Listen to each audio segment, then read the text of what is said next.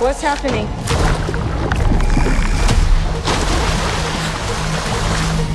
There's something in the water. What do you mean there's something in the I don't know, water? there's just something in the fucking water.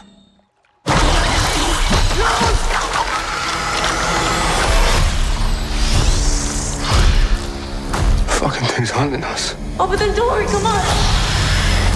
Run.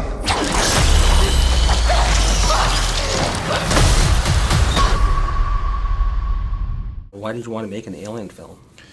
Because I was desperate to see Alien be in a horror movie again, like a pure horror movie again. Everybody wants to see the highbrow side of things and the intellectual part of it, and like, it's a horror movie, but it's a lot more than that, and it's sophistication of this and the class struggle. Yeah, absolutely. But it's a horror movie above all things. You know, the first film is like relentless, nightmare that everybody that went to see it, like, God, couldn't ignore it. It's just a machine of fear, that first film, right? And now, because it's older, whatever, you might not understand it, but at the time, that's what it created. Half of the critic thought it was shit, but it was very effective, but didn't appreciate it as a movie.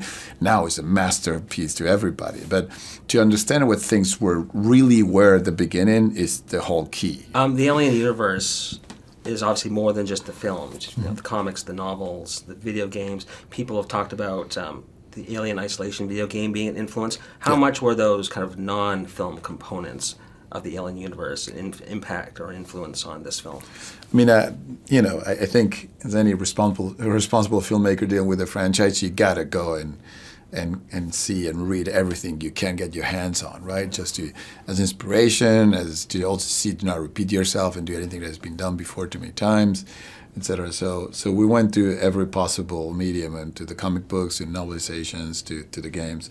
But I think Alien Isolation was a big inspiration, just because it was not just a great game, but also something that showed how scary it could be, Because there was a premise that I think was kind of a false premise, but it was this idea that the xenomorph was not scary anymore, that it couldn't be scary anymore, that it's been so exposed. And of course, the mystery of the first film, what makes it scary is that you don't really know what you're looking at until the very end. So the last shot when it comes out of the airlock that you see it has legs, and it's just terrifying. But during the most of the movie, you don't really know.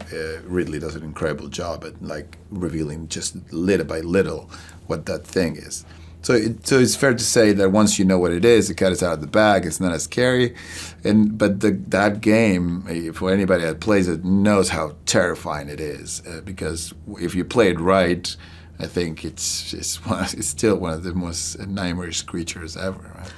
How fun was it to play with the xenomorphs in terms of their design, perhaps their behavior as well? The best part, I would say, beyond working with the creature, was to work with people that create the creature. Alec Gillis. Right? Yeah, Alec Gillis, Shane Mayhem. Those guys work on Aliens. They were Stan Winston, Right Hand, on that first on Aliens, on Jim Cameron's movie. And now they're in their 60s and they're the best at what they do. And they work in different places. But for me, it was kind of bringing the band back together to do this. So to not just see the process of the creation of the xenomorph and the design, but to see those guys that have been involved with the other ones behind and working together again, it was a total privilege. What else can you ask? And to work with them, because I get to puppeteer and really be involved with all that aspect of the movie here. To be under the desk with them, like working with these creatures, is just the best. What's the challenge of puppeteering a xenomorph or a chest burster? Well, it's an art. It's really so difficult. It's half of the work, when it comes to practical effects, everybody thinks when you decide to get practical, yay, but it's a great choice. But the choice is the easy part. The hard part, as I learned on Evil Dead, was to make it work. To wrong lens, it won't work. Put the camera in the wrong place, it looks like shit. You got to really know how to do it. So the first part is to make sure you have the right people and build the right things and make sure they can move and they can do all the things that you want them to do. The hardest part, I would say, equally hard, is to find where to put the camera, how to make it work. My favorite Alien films are about the characters. I mean, how conscious were you and your co-writer, Rodo, of making sure you created characters that were as memorable as Ripley, Hicks, Dallas, Kane? I mean, it's almost impossible and unfair to compare my mortal characters to demigods, right? Like it's just impossible because obviously it took time for those characters to become who they are today, Yes. right? At the time, if you look at that first movie, you could argue there's not a lot of their characterization. But you don't really know anything about them. You don't know where they're from. They they go back to Earth, but you don't really know what they want in life. Do they love their job? You sort of know they're very thin, and the writing they're very thin. They became who they are because of so mythological, right? So Aliens kind of dives a little bit deeper in knowing something, but still characterization. There's a difference in the writing. We always talk about this in the screenwriting. There's character and there's characterization. Characterization is the style, the clothes, how they talk. Oh, you can get it's a streetwise person, as this and that, and that's characterization. True character comes out under pressure. It's like when shit hits the fan. Is this a coward? Is this a brave person? Is he gonna help people? Is it how they gonna behave? That's true character, and there's definitely that in those movies as well. But like I said, there's never really a lot of deep relationships either, right? Like on the first film, apart from a couple that are buddies and stuff, but even one of them died, it's not the end of the world for anybody. Just things continue. Here, what makes it different and hopefully will make the characters memorable in the long run is that there are more meaningful relationships among them. Is this really where you want to spend the rest of your life? You know I don't.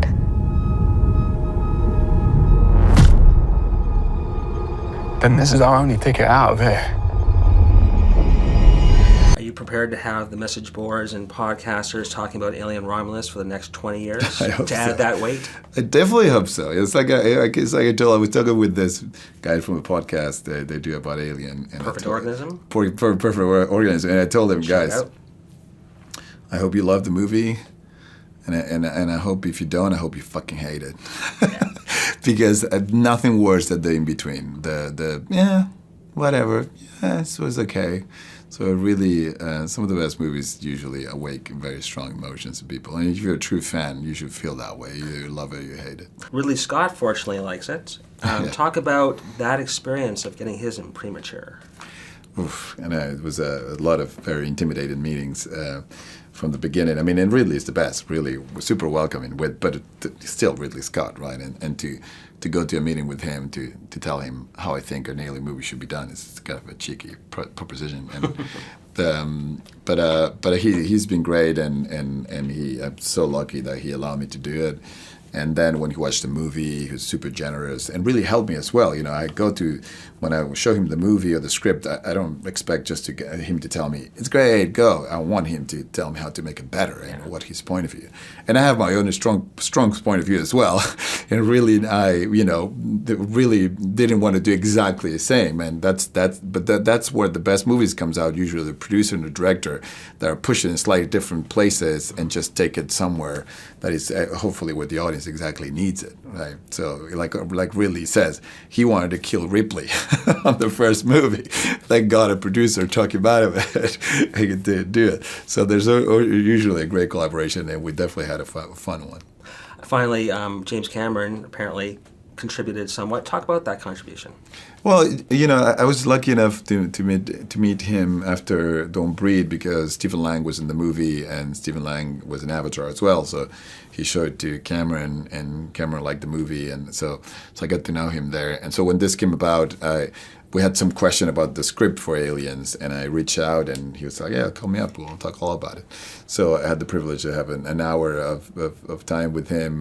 Well, he will tell me his whole experience of making Aliens and everything he learned with that creature and how hard it is, to make it work. Talking about, finding the right angles. He was talking about the Queen on Aliens, and I thought, well, that thing still looks amazing. And he was, well, the frames in the movie were the only frames that look amazing. If you kept rolling, the Queen will go and just fall to your right.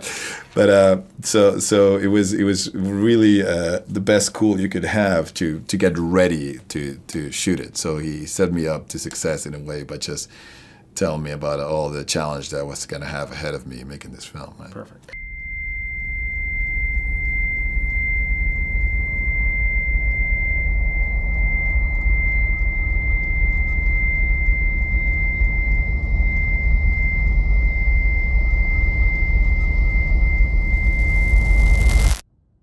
Are you sure you want to do this?